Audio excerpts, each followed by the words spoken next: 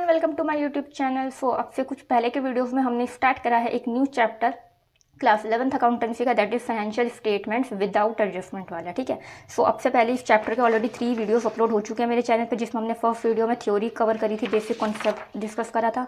Second में हमने direct and indirect expense को अच्छे से डिटेल में समझा था। एंड थर्ड वीडियो में हमने फॉर्मूला समझे थे, जो कि छोटे छोटे न्यूमेरिकल क्वेश्चन करने में बहुत ज़्यादा यूजफुल हैं।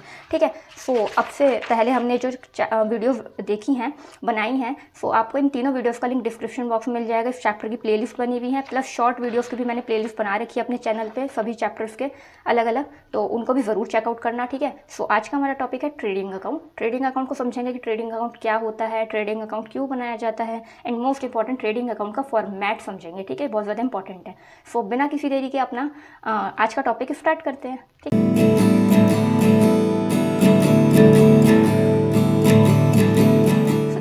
अगर आपको याद हो, फर्स्ट वीडियो आपने देखी हो तो उसमें हमने क्या पढ़ा था। फर्स्ट वीडियो में हमने जब डिस्कस कर रहे थे बेसिक थ्योरी को, तो उसमें हमने देखा था कि सोल प्रोप्राइटरशिप के जो भी फाइनेंशियल स्टेटमेंट्स होते हैं, ये फाइनल अकाउंट्स होते हैं, उसमें क्या क्या बनाया जाता है। उसमें हम 3 चीज़ें प्रिपेयर करते हैं। First is trading account, then P&L account यानी profit and loss account, third balance sheet. तो ये तीनों चीज़ें बनाई जाती हैं। ठीक है। ये दोनों अकाउंट्स होते हैं, बैलेंस शीट अकाउंट नहीं होती, बैलेंस शीट एक स्टेटमेंट होती है। तो ये तीनों चीज़ें बनाई जाती है फाइनेंशियल स्टेटमेंट में। किसके फाइनेंशियल स्टेटमेंट में? सोल प्रोप्राइटर के। ठीक है। तो हमने उसमें देखा था फर्स्ट ट्रेडिंग अकाउंट है, राइट। तो वही ट्रेडिंग अकाउंट की हम यहाँ पर डिस्कस कर रहे हो फिर ट्रेडिंग अकाउंट को। तो देखो, ये ट्रेडिंग अकाउंट क्या होता है? ये फाइनल अकाउंट्स का एक पार्ट है। सोल प्रोप्राइटरशिप के फाइनल अकाउंट्स का एक पार्ट होता है जो कि बनता है। अब इसमें किया क्या जाता है, इसमें सभी डायरेक्ट एक्सपेंसेस को डेबिट करा जाता है। मतलब अब आप सोचोगे कि डायरेक्ट एक्सपेंसेस क्या होते हैं, मुझे पता था आपको कन्फ्यूजन होगी कि डायरेक्ट एक्सपेंसेस क्या होते हैं, ये इनडायरेक्ट एक्सपेंसेस क्या होते हैं। इसी वजह से हमने इस चैप्टर के वीडियो नंबर 2 में सबसे पहले यही डिस्कस करा था कि डायरेक्ट एक्सपेंस और इनडायरेक्ट एक्सपेंस क्या होते हैं। तो प्लीज़ अगर आपने वीडियो नहीं देखी हो तो डिस्क्रिप्शन बॉक्स में आपको लिंक मिल जाएगा प्लेलिस्ट का, ज़रूर इसे चेकआउट कर लेना, सो दैट आपको यहाँ पे और साथ ही जो आप नेक्स्ट वीडियो में profit and loss account discuss करेंगे उसमें कोई प्रॉब्लम ना है। तो प्लीज़ उसको ज़रूर देख लेना। ठीक है। तो देखो, फर्स्ट होता है हमारा ट्रेडिंग अकाउंट। सो देखो, ट्रेडिंग अकाउंट में बिजनेस क्या करता है, बिजनेस के जो भी डायरेक्ट एक्सपेंसेस होते हैं ना, वो सभी डायरेक्ट एक्सपेंसेस को डेबिट करा जाता है। ठीक है। जो कि डायरेक्ट एक्सपेंसेस होते हैं डायरेक्टली गुड्स से रिलेटेड होते हैं, गुड्स को परचेज करने से रिलेटेड, या रॉ मटेरियल परचेज करके गुड्स को बनाना यानी फिनिश गुड्स में कन्वर्ट करना, उनसे रिलेटेड जो भी डायरेक्ट परचेज पे गुड्स पे जो एक्सपेंस होता है, जो हमने लास्ट वीडियोस में डिस्कस करा था, वो होते हैं हमारे direct expenses. Like goods purchase करना हो गया, वेजेस पे करना हो गया, फैक्ट्री की लाइटिंग, गैस, फ्यूल का खर्चा हो गया, कैरेज इनवर्ड हो गया। तो वो सब होते हैं हमारे ट्रेडिंग अकाउंट में, हमारे डायरेक्ट एक्सपेंसेस। तो जितने भी डायरेक्ट एक्सपेंसेस होते हैं उनको ट्रेडिंग अकाउंट में डेबिट करा जाता है। ठीक है। दूसरा, ये ट्रेडिंग अकाउंट से हमें क्या मिलता है या क्या पता चलता है? ग्रॉस प्रॉफिट या ग्रॉस लॉस का पता चलता है। अब आप सोचोगे कि प्रॉफिट और लॉस तो सुना था, ये ग्रॉस प्रॉफिट या ग्रॉस लॉस क्या है? तो हमने ग्रॉस प्रॉफिट को भी लास्ट वीडियो में फॉर्मूलाज वाली वीडियोस में डिस्कस करा था। तो देखो, ग्रॉस प्रॉफिट और सिंपल वाले प्रॉफिट में डिफरेंस होता है। क्या डिफरेंस होता है? ग्रॉस प्रॉफिट मतलब वो प्रॉफिट कि गुड्स को बिजनेस ने परचेज करा है, तो परचेज करना, देन उसको बिजनेस में लाना, तो जो बिजनेस के डायरेक्ट खर्चे हुए, यानी वो जो गुड है या वो जो भी सामान जो बिजनेस ने खरीदा है, वो बिजनेस को एक्चुअल कितनी कॉस्ट का पड़ा, कितनी लागत का पड़ा खरीदने के बाद, या अगर रॉ मटेरियल है तो उसको फिनिश गुड्स में कन्वर्ट करना, जो भी उस पर डायरेक्ट एक्सपेंसेस हुए हैं, बेसिकली वो जो गुड्स है वो बिजनेस को कितनी लागत का पड़ा है ना, कितनी कॉस्ट आई है उसकी, वो चीज़, एंड जितने में उसको सेल करा है उसमें से जो माइनस करेंगे तो वो जो प्रॉफिट होता है वो बिजनेस का ग्रॉस प्रॉफिट होता है। आपको याद रखना है, ग्रॉस प्रॉफिट में सेल्स से रिलेटेड कोई भी एक्सपेंसेस जो होते हैं ना, उनको कंसीडर नहीं करा जाता। ग्रॉस प्रॉफिट में क्या होता है, सिंपल बिजनेस को जो भी सामान उसने खरीदा है सेल करने के लिए, वो बिजनेस को कितनी लागत का पड़ा है और उसने कितने में सेल करा है। इसमें कोई भी अदर एक्सपेंसिव जो सेल्स करने के लिए ज़रूरी होते हैं इनडायरेक्ट वाले, वो इसमें कंसीडर नहीं होते हैं। तो इसको क्या कहते हैं, ग्रॉस प्रॉफिट, और अपोजिट हो गया इसका ग्रॉस लॉस। ठीक है। तो ग्रॉस प्रॉफिट या ग्रॉस लॉस का पता लगता है ट्रेडिंग अकाउंट से। ठीक है। आई होप आप इतना समझ गए होंगे। तो आपको मेन इसमें याद क्या रखना है, ट्रेडिंग अकाउंट में कौन से एक्सपेंसेस को डेबिट करा जाता है, डायरेक्ट एक्सपेंसेस को याद रखना, और दूसरा ग्रॉस प्रॉफिट या ग्रॉस लॉस का पता चलता है।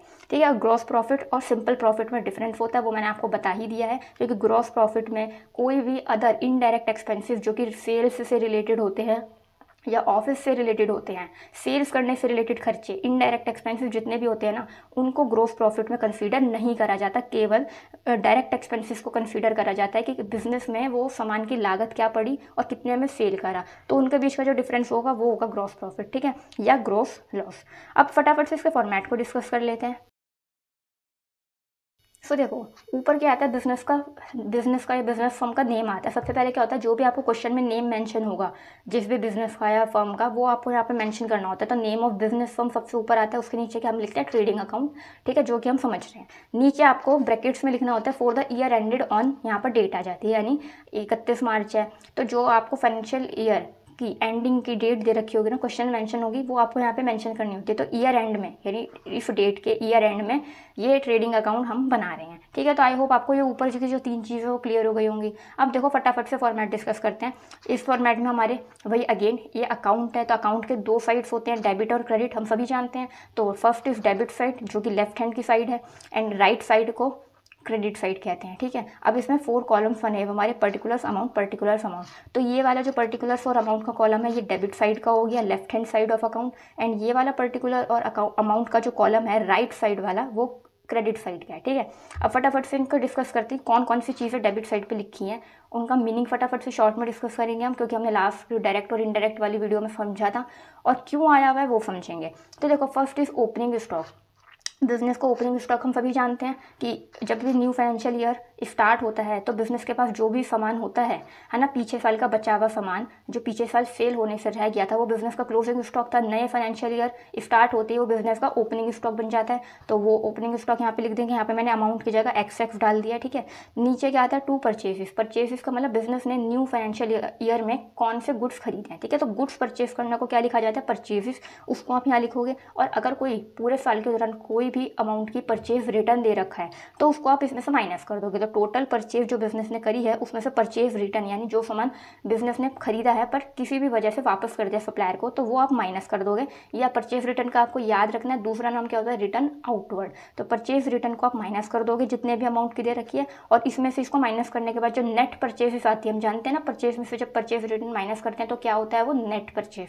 तो उस नेट परचेज वाली फिगर को आपको बाहर अमाउंट के कॉलम में लिखना होता है, राइट।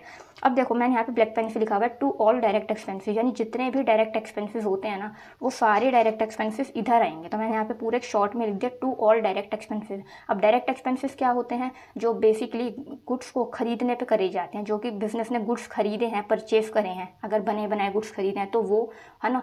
या अगर बिजनेस जो है मैन्युफैक्चरिंग करता है तो जो उसने रॉ मटेरियल परचेज करा है फिनिश गुड्स को कन्वर्ट करने के लिए, तो जो रॉ मटेरियल परचेज करा, देन उस पर प्रोसेसिंग करी फैक्ट्री में और उसको फिनिश गुड्स में कन्वर्ट करा, लेबर के वेजेस हो गए, फैक्ट्री का खर्चा हो गया, तो उन सामान को बनाने पे जो खर्चा हुआ ना, वो सारे खर्चे डायरेक्ट एक्सपेंस है, सामान से यानी गुड्स से रिलेटेड, ठीक है। तो वो होते हैं सारे डायरेक्ट एक्सपेंस। अब देखो यहाँ पे फर्स्ट क्या है, फर्स्ट है बिजनेस का टू वेजेस, ठीक है। टू हम सभी जानते हैं यहाँ पे क्यों आता है, आपने लेजर वाला चैप्टर पढ़ ही रखा है, तो आपको आई होप क्लियर होगा पहले से कि डेबिट साइड पे हम जो भी कुछ लिखते हैं तो लिखने से पहले टू लगाते हैं, है ना, और क्रेडिट साइड पे कुछ भी लिखने से पहले बाय लगाते हैं, है ना। ये एक स्टैंडर्ड फॉर्म बनी हुई है, बट आई गेस अभी थोड़ा सा इसका यूज़ कम है, बट जैसा कि आपके स्कूल में टीचर्स ने बताया आप वैसा ही फॉलो करिएगा। बट डेबिट साइड पर कुछ भी लिखने से पहले टू, एंड क्रेडिट साइड पर कुछ भी लिखने से पहले बाय लगाते हैं, ठीक है। तो अब देखो टू वेजेस हो गया, यहाँ पर लिख देंगे। नेक्स्ट क्या आ गया, टू वेजेस एंड सैलरीज। अब देखो ये बहुत ज़्यादा इंपॉर्टेंट है, मैंने आपको याद है डायरेक्ट और इनडायरेक्ट एक्सपेंसेस वाले जब हम सेकंड वीडियो डिस्कस कर रहे थे ये वाली, उसमें मैंने आपको बताया था कि डायरेक्ट एक्सपेंसेस में वेजेस आते हैं जो कि फैक्ट्री में लेबर को दी जाती है, बट जो ऑफिस होता है, ऑफिस में एम्प्लॉयज़ काम करते हैं तो उनको मिलती है सैलरी, तो वो आपका इनडायरेक्ट एक्सपेंस है, ठीक है। या तो मैंने आपको बताया था, देखो यहाँ पे लिखा है, यहाँ पे सैलरी है, यहाँ वेजेस है। अब अगर आपको वेजेस एंड सैलरीज गिवन है जैसा कि यहाँ पे लिख रखा है, तो उसमें आपको ध्यान देना है पहला वर्ड कौन सा गिवन है, पहला वर्ड वेजेस गिवन है, तो पहले अगर वेजेस दिया अगर बाद में सैलरी है तो वो यहीं पर आएगा ट्रेडिंग अकाउंट में, ठीक है। खाली वेजेस है तो ट्रेडिंग अकाउंट में आएगा, और अगर सैलरी है तो वो आपका प्रॉफिट एंड लॉस अकाउंट में आएगा, जिसको हम आगे वीडियो में डिस्कस करेंगे। लेकिन फिलहाल मैं यहाँ पे बता दूँ, अगर आपको वेजेस एंड सैलरीज गिवन है तो आपको याद रखना है पहला वर्ड कौन सा लिखा है, वेजेस। वेजेस तो ट्रेडिंग अकाउंट में आता है, तो वेजेस एंड सैलरीज भी ट्रेडिंग अकाउंट में आएगा, राइट। अभी देखो नेक्स्ट क्या लिखा है, टू कैरेज कार्टेज और फ्रेट इनवर्ड। अब देखो मैंने यहाँ पे स्लैश कर करके क्यों लिख रखा है, बिकॉज तीनों का एक ही मतलब है, कैरेज हो, कार्टेज हो या फ्रेट हो, इन तीनों का एक ही मतलब होता है, दैट इज ट्रांसपोर्टेशन एक्सपेंस, यानी किराया भाड़ा। तो इनवर्ड वाला ये बहुत ज़्यादा इंपॉर्टेंट है। इनवर्ड का मतलब क्या होता है, बिजनेस ने जो भी सामान परचेज करा है, चाहे वो बने बनाए गुड्स परचेज करे हो, अगर वो नॉन मैन्युफैक्चरिंग बिजनेस है, और अगर मैन्युफैक्चरिंग बिजनेस है तो उसने अगर रॉ मटेरियल परचेज करे है बिजनेस ने, तो जो भी गुड्स उसने परचेज करें, तो परचेज करने से बिजनेस में लाने तक भी तो किराया भाड़ा लगेगा ना, ट्रांसपोर्टेशन एक्सपेंस लगेगा ना। तो बिजनेस में खरीदे उसने, मतलब बाहर से खरीदे हैं गुड्स या रॉ मटेरियल, और उसको बिजनेस के अंदर लाने का किराया या भाड़ा है, तो वो होता है इनवर्ड। तो इसलिए कैरेज, कार्टेज या फ्रेट इनवर्ड, इनवर्ड लिखा है तो वो ट्रेडिंग अकाउंट में आएगा, याद रखना। आउटवर्ड वाला P&L में जाएगा, इनवर्ड वाला यहाँ आएगा। आगे क्या लिखा है, टू गैस, फ्यूल और पावर। अगर गैस का खर्चा है, फ्यूल है, पावर है, ये सब कहाँ यूज़ होते हैं, फैक्ट्री के तो खर्चे हैं। तो फैक्ट्री के खर्चे मतलब कि वही बिजनेस अगर मैन्युफैक्चरिंग करता है तो रॉ मटेरियल को फिनिश्ड गुड्स में कन्वर्ट करना है, प्रोसेसिंग करनी है, तो उसमें क्या होता है, फैक्ट्री में ये सब चीज़ें यूज़ होती है, तो ये डायरेक्ट एक्सपेंस हो गई। तो जितनी भी ये चीज़ें हैं ये सब हो जाएंगी अगेन डेबिट, जो भी आपको अमाउंट गिवन है। नेक्स्ट है टू मैन्युफैक्चरिंग एक्सपेंसिव। अब देखो मैन्युफैक्चरिंग एक्सपेंसिव वही जो मैंने बताया, मैन्युफैक्चरिंग एक्सपेंस मतलब कि वही गुड्स, जो गुड्स को मैन्युफैक्चर करा जा रहा है, रॉ मटेरियल से फिनिश गुड्स में कन्वर्ट करा जा रहा है, तो मैन्युफैक्चरिंग करी जा रही है, प्रोडक्शन करा जा रहा है, तो उससे रिलेटेड जो भी खर्चे होंगे वो यहाँ पर आ जाएंगे। नेक्स्ट है कस्टम और इम्पोर्ट ड्यूटी। इसका मतलब क्या है कि जब बिजनेस, आपको पता होगा कि जब बिजनेस गुड्स परचेज करता है तो उस पर टैक्सेस वगैरह लगते हैं। तो अगर कोई भी इंपोर्ट ड्यूटी लगी है, फॉर एग्जांपल अगर बिजनेस ने गुड्स को बाहर से इंपोर्ट करा है तो इंपोर्ट ड्यूटी लगी है उस पर, या कोई भी कस्टम ड्यूटी है, टैक्स है किसी भी तरीके का, तो परचेज पे जो भी ड्यूटीज़ या टैक्स लगते हैं ना, वो सब भी डायरेक्ट एक्सपेंस में ही काउंट होते हैं, जैसा कि हमने लास्ट वीडियो में डिस्कस करा था। तो वो सब चीज़ें भी इधर आ जाएंगी जो भी आपको क्वेश्चन में मैंशन होंगी। उसके बाद नेक्स्ट दे रखा है टू ऑक्ट्रॉय, तो ऑक्ट्रॉय भी अगेन टैक्स होता है, तो वो भी यहाँ पर आ जाएगा। नेक्स्ट है एक्साइज ड्यूटी, तो देखो वही सब आ रहे हैं यहाँ पे, ड्यूटीज और टैक्सेस ही आ रहे हैं ना, जितने भी custom duty, import duty, octroi है, एक्साइज ड्यूटी है, तो ये सब क्या है, टैक्सेस हैं, ड्यूटीज़ हैं, ये सब इधर आएंगी। नेक्स्ट दे रखा है to dock and clearing charges, तो वही चीज़ है ये अगेन, जो भी जब इंपोर्ट कराते हैं तो ये खर्चे होते हैं, ड्यूटीज़ लगती हैं, डॉक एंड क्लियरिंग चार्जेस, तो ये अगेन इधर आ गया। नेक्स्ट दे रखा है हमको टू फैक्ट्री रेंट। अब मैंने बताया गुड्स, रॉ मटेरियल से फिनिश गुड्स में कहाँ पर कन्वर्ट किया जाता है, या प्रोडक्शन या मैन्युफैक्चरिंग कहाँ होती है, फैक्ट्री में। तो फैक्ट्री के जितने भी खर्चे हैं, जैसे कि गैस का, पावर का, फ्यूल का, वो सब कहाँ आएंगे, ट्रेडिंग अकाउंट में। तो फैक्ट्री का रेंट भी कहाँ जाएगा, ट्रेडिंग अकाउंट में आएगा ना, क्योंकि फैक्ट्री का रेंट क्या है, अगेन एक डायरेक्ट एक्सपेंस, और सारे डायरेक्ट एक्सपेंसिव जो है ट्रेडिंग अकाउंट में शो किए जाते हैं डेबिट साइड पे। तो देखो फैक्ट्री का रेंट अगेन डेबिट हो गया। उसके बाद दे रखा है फैक्ट्री लाइटिंग। फैक्ट्री लाइटिंग वही फैक्ट्री में जो भी लाइटिंग का खर्चा है, रोशनी का, लाइट का, है ना, यानी इलेक्ट्रिसिटी का जो भी एक्सपेंस है वो भी अगेन इधर आ जाएगा। तो आई होप आपको ये सब चीज़ें क्लियर हो गई होंगी जितनी भी हमने समझी हैं। फटाफट से क्रेडिट साइड को भी डिस्कस कर लेते हैं, राइट। अब देखो क्रेडिट साइड पे क्या लिखा है, लिखने से पहले हम बाय का यूज़ करते हैं, तो यहाँ पर हमारा आ रहा है बाय सेल्स। अब सभी जानते हैं हम सेल्स क्या होता है, आई होप अब तक तो आप समझ ही गए होंगे सेल्स क्या होता है। तो सेल्स का मतलब कि बिजनेस जो भी मेन, जिन भी गुड्स में डीलिंग करता है, बिजनेस की जो मेन एक्टिविटी है, जिन गुड्स में बिजनेस मेनली डील करता है, उन गुड्स को सेल करके, है ना, सेल करके जो भी बिजनेस के पास आता है तो उसको क्या कहते हैं, सेल्स कहते हैं। तो बेसिकली गुड्स को सेल करना इज सेल्स। तो वो आप लिखोगे यहाँ पे, उसमें से माइनस हो जाएगा सेल्स रिटर्न। अब अगेन सेल्स रिटर्न का मतलब बिजनेस ने जो भी गुड्स सेल करे हैं, सामान बेचा है, अगर वो किसी भी रीज़न की वजह से बिजनेस में आ जाता है, वापस से रिटर्न हो जाता है, उसको क्या कहते हैं, सेल्स रिटर्न, जिसका दूसरा नाम होता है रिटर्न इनवर्ड। तो अगर आपको सेल्स रिटर्न गिवन है ना, तो वो सेल्स में से माइनस कर दोगे, और अगेन जो आपको आएगा दैट इज नेट सेल्स। हमने फॉर्मूला में डिस्कस करा था, सेल्स माइनस सेल्स रिटर्न को क्या कहते हैं, नेट सेल्स कहते हैं। तो सेल्स, जितनी भी टोटल अमाउंट की सेल्स करी है बिजनेस ने, गुड्स सेल करे हैं, उसमें से सेल्स रिटर्न यानी रिटर्न, जो गुड्स रिटर्न आ गए हैं बिजनेस में, वो आप माइनस कर दोगे, तो वो आएगी आपकी नेट सेल्स। उन नेट सेल्स के अमाउंट को आप बाहर लिखोगे, बाहर के कॉलम में, राइट। नेक्स्ट यहाँ पे क्या लिखा है आपने, बाय क्लोजिंग स्टॉक। यहाँ पर आपका क्लोजिंग स्टॉक आया। अब आप सोच रहे होंगे कि ओपनिंग स्टॉक इधर आया तो क्लोजिंग स्टॉक इधर क्यों आए, अभी वो मैं आपको 2 मिनट में बताती हूँ। पहले आप समझ लो, क्लोजिंग स्टॉक आपका इधर आ जाएगा क्रेडिट साइड पे, ठीक है। अब देखो आपको याद हो, हमने लास्ट वीडियो में जो फॉर्मूलाज को डिस्कस करा था, उसमें हमने एक फॉर्मूला सीखा था कॉस्ट ऑफ गुड्स सोल्ड का, जिसको हम शॉर्ट में COGS कहते हैं, है ना। तो उसका फॉर्मूला एक बार रीड करना। आप क्या लिखवाया था मैंने आपको, ओपनिंग स्टॉक प्लस में नेट परचेजेस प्लस में डायरेक्ट एक्सपेंसेस माइनस में क्लोजिंग स्टॉक, राइट। तो अब देखो इसको एक बार इधर देखो, ओपनिंग स्टॉक आपका इधर आ गया, प्लस में नेट परचेज था। नेट परचेज क्या होता है, परचेज माइनस परचेज रिटर्न। तो देखो परचेज में से परचेज रिटर्न माइनस कर दिया, तो ये जो आया वो क्या है, नेट परचेज है। उसके बाद क्या लिखा था, प्लस में ऑल डायरेक्ट एक्सपेंसिस। तो देखो ओपनिंग स्टॉक इधर आ गया, नेट परचेजेस इधर आ गया, और ऑल द डायरेक्ट एक्सपेंसिस इधर आ गए। माइनस में क्या लिखा है, क्लोजिंग स्टॉक। तो क्लोजिंग स्टॉक माइनस हो रहा है, तो माइनस हो रहा है ना, इसलिए क्लोजिंग स्टॉक को अपोजिट साइड पे लिखा गया है, ठीक है। आई होप आप समझ गए होंगे। इस फॉर्मूले में ये और ये प्लस के थे, माइनस का क्या था, सिर्फ क्लोजिंग स्टॉक, है ना। तो इसी वजह से ओपनिंग स्टॉक को, नेट परचेज को, सभी डायरेक्ट एक्सपेंस को एक साइड पे लिखा गया है, और क्लोजिंग स्टॉक जो कि फॉर्मूला के अकॉर्डिंग माइनस हो रहा है, उसको माइनस हो रहा है ना, इसी वजह से उसको अपोजिट साइड पे यानी दूसरी तरफ दिखाया गया है। आई होप क्लियर हो गया होगा। अब फटाफट से बैलेंसिंग का समझते हैं।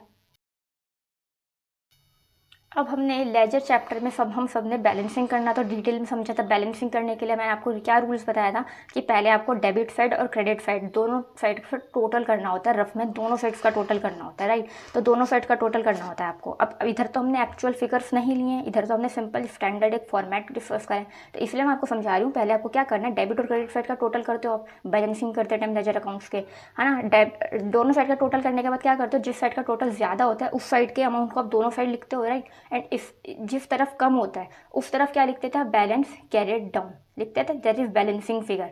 तो उसी तरीके से यहाँ करते हैं। देखो क्या करते हैं, आपने सपोज डेबिट का और क्रेडिट का दोनों साइड का टोटल करा एंड लेट से क्रेडिट साइड का टोटल ज़्यादा आ रहा है एंड डेबिट साइड का टोटल कम आ रहा है। तो ऐसे केस में क्या होगा, जिस साइड का टोटल कम है बैलेंस कैरिड डाउन यानी बैलेंसिंग फिगर उसी साइड लिखते हैं ना, जितना भी बैलेंस अमाउंट होता है डिफरेंस होता है फिगर में। तो अगर क्रेडिट साइड का टोटल ज़्यादा है, डेबिट साइड का टोटल कम है, तो जो अमाउंट आएगा, जो बैलेंसिंग फिगर आएगी वो आएगी डेबिट साइड पे, ठीक है। तो दैट इज बैलेंसिंग फिगर, उसको क्या नाम देते हैं, टू ग्रॉस प्रॉफिट। क्यों देते हैं ग्रॉस प्रॉफिट, अभी समझते हैं, एक बार समझते हैं, अभी रुको। क्योंकि देखो हम सभी जानते हैं क्रेडिट साइड का मतलब क्या होता है, क्रेडिट साइड मतलब इनकम वाली साइड और डेबिट साइड मतलब एक्सपेंस वाली साइड, खर्चे वाली साइड। तो देखो अगर क्रेडिट साइड का टोटल ज़्यादा है यानी इनकम ज़्यादा है और डेबिट साइड का टोटल कम है यानी खर्चे कम है, इसका मतलब क्या हुआ, इनकम तो ज़्यादा है खर्चे कम है, इनकम ज़्यादा है खर्चे कम है, तो इसका मतलब क्या हुआ, प्रॉफिट हुआ ना। तो वो प्रॉफिट इसलिए हम लिखते हैं ग्रॉस प्रॉफिट और बैलेंसिंग फिगर आएगी डेबिट साइड पे क्योंकि टोटल इस साइड का कम है, ठीक है। तो इसलिए मैंने लिखा है to gross profit that is balancing figure, वो यहाँ पर आ जाएगा। और ये फिगर बाद में कहाँ पर ट्रांसफर होती है, प्रॉफिट एंड लॉस अकाउंट में, जिसको हम नेक्स्ट वीडियो में समझेंगे। तो ये figure profit and loss account में ट्रांसफर होती है। अब सपोज उल्टा भी तो हो सकता है, ऐसा भी तो हो सकता है कि डेबिट साइड का टोटल ज़्यादा आ जाए एंड क्रेडिट साइड का टोटल कम आए। तो ऐसे में क्या होगा, जिस साइड का टोटल कम है उस साइड बैलेंस फिगर आएगी। तो बैलेंसिंग फिगर किस साइड आएगी, क्रेडिट साइड पर आएगी। तो उसका नाम क्या होगा, बाय ग्रॉस लॉस। अब ग्रॉस लॉस क्यों होगा, क्योंकि आप खुद सोचो, मैंने आपको बताया कि डेबिट साइड मतलब खर्चे वाली साइड, एक्सपेंस वाली साइड, क्रेडिट साइड मतलब इनकम वाली साइड, है ना, कमाई वाली साइड। तो देखो अगर डेबिट साइड का टोटल है ज़्यादा यानी खर्चे हैं ज़्यादा, बट क्रेडिट साइड का टोटल है कम यानी इनकम कम, यानी खर्चे हैं ज़्यादा इनकम है कम, तो क्या होगा, लॉस ही तो होगा ना। तो इसलिए जो बैलेंसिंग फिगर इधर आएगी उसका क्या नाम देंगे, बाय ग्रॉस लॉस। अगेन ये बैलेंसिंग फिगर है और इसको भी हम प्रॉफिट एंड लॉस अकाउंट में ट्रांसफर करेंगे। तो यहाँ पर मेन समझने वाला क्या था, आपको बैलेंसिंग, जो कि बहुत ज़्यादा इंपॉर्टेंट है। बैलेंसिंग करना तो हमने लेजर के चैप्टर में समझा ही था कि दोनों साइड्स का टोटल करोगे, जिस साइड का टोटल ज़्यादा होगा उसको दोनों साइड लिख दोगे, एक साइड का टोटल कम होगा तो जिस साइड टोटल कम है, जितने अमाउंट से कम है वो बैलेंसिंग फिगर आप लिख दोगे। किस नाम से लिखते थे वहाँ पर लेजर अकाउंट्स में, बैलेंस कैरिड डाउन के नाम से, है ना। यहाँ पर किस नाम से लिखोगे, समझ में आ गया। अगर इस साइड का टोटल कम है तो ग्रॉस लॉस और इस साइड का टोटल कम है तो ग्रॉस प्रॉफिट, ठीक है। यानी क्रेडिट साइड ज़्यादा है, डेबिट साइड कम है तो gross profit, and credit side कम है, डेबिट साइड ज़्यादा है तो इधर आएगा ग्रॉस लॉस। दोनों ही बैलेंसिंग फिगर है। और अगेन एक चीज़ मुझे पता है आपको पता ही होगा बट फिर भी मैं बता देती हूँ, ग्रॉस प्रॉफिट या ग्रॉस लॉस दोनों में से एक ही चीज़ आएगी, है ना। ग्रॉस प्रॉफिट या ग्रॉस लॉस दोनों में से एक ही चीज़ आएगी, बट ये तो मैंने यहाँ पर फॉर्मेट डिस्कस करा है इसलिए मैंने यहाँ पर ग्रॉस प्रॉफिट और ग्रॉस लॉस दोनों लिखे हैं। बट एक्चुअल में जब आप क्वेश्चन करोगे तो या तो एक ही चीज़ आएगी, या तो प्रॉफिट आएगा या लॉस आएगा, ठीक है। दोनों बैलेंसिंग फिगर हैं, दोनों को प्रॉफिट एंड लॉस अकाउंट में ट्रांसफर कर दिया जाएगा। सो आई होप आपको ये पूरा ट्रेडिंग अकाउंट क्लियर हो गया होगा। रिवाइज करा देती हूँ विद इन अ मिनट कि ट्रेडिंग अकाउंट क्या होता है, जिसमें हम सभी डायरेक्ट एक्सपेंसेस को शो करते हैं डेबिट साइड पे। तो सभी डायरेक्ट एक्सपेंसेस को डेबिट करा जाता है ट्रेडिंग अकाउंट में। ट्रेडिंग अकाउंट से अल्टीमेटली क्या पता लगता है, क्या रिजल्ट आता है, ये रिजल्ट आता है कि ग्रॉस प्रॉफिट है या ग्रॉस लॉस है, दोनों में से एक ही चीज़ आएगी, है ना। यहाँ पे तो मैं फॉर्मेट डिस्कस करी थी इसलिए मैंने दोनों लिख दी। तो ग्रॉस प्रॉफिट या ग्रॉस लॉस दोनों में से एक चीज़ का पता लगता है कि प्रॉफिट है, लॉस है, कौन से वाला, ग्रॉस वाला। अब ग्रॉस प्रॉफिट और ग्रॉस लॉस में ग्रॉस प्रॉफिट में और सिंपल प्रॉफिट में डिफरेंस होता है, मैंने आपको बता ही दिया है स्टार्टिंग में वीडियो के। फॉर्मेट हमने डिस्कस कर लिया, ऊपर आता है आपके बिजनेस फर्म का name, then trading account and then for the year ended आपको ये लाइन लिखनी ज़रूरी है, ना आगे डेट मेंशन करनी ज़रूरी है। उसके अलावा debit side and credit side पे हमने देख लिया, ओपनिंग स्टॉक आएगा, purchase minus purchase return that is net purchase, and सभी डायरेक्ट एक्सपेंसेस आएंगे जितने हमने डिस्कस करे, है ना। फैक्ट्री का रेंट हो, फैक्ट्री से रिलेटेड जो भी खर्चे हैं, है ना, लेबर को वेजेस देने हैं, और अगर वेजेस एंड सैलरीज है, पहले वेजेस लिखा है तो वो भी इधर ही आएगा। कैरिज, कार्टेज, फ्रेट, इनवर्ड वाला, इनवर्ड लिखा है तो वो कहाँ आएगा, ट्रेडिंग अकाउंट में आएगा। ये सब हमने डिस्कस कर लिया, है ना। परचेज़ के टाइम पे जितने भी टैक्सेस हैं एंड ड्यूटीज़ हैं जैसा कि हमने यहाँ डिस्कस करी, वो सब ट्रेडिंग अकाउंट में आएगी। और क्रेडिट साइड पे क्या आएगा, sales minus sales return that is net sales दिखाए जाएंगे। और लास्ट में क्लोजिंग स्टॉक आएगा। सो आई होप आपको ये पूरा ट्रेडिंग अकाउंट और उसका फॉर्मेट क्लियर हो गया होगा। वीडियो समझ आई है तो वीडियो को प्लीज़ लाइक करना मत भूलना, चैनल को सब्सक्राइब करके रख लेना, क्योंकि इस चैप्टर को हम आगे कवर करेंगे और आगे के जितने भी चैप्टर्स हैं फाइनल अकाउंट्स विद एडजस्टमेंट वाला चैप्टर भी हम पढ़ेंगे, तो सब कुछ अच्छे से डिटेल में समझेंगे, एक एक टॉपिक को, एक एक कंसेप्ट को। तो चैनल को सब्सक्राइब करके रख लेना एंड अपने फ्रेंड्स के साथ ज़रूर शेयर करना, सो दैट उनकी भी कुछ हेल्प हो जाए, और प्लेलिस्ट को चेकआउट करना मत भूलना। Okay, thank you.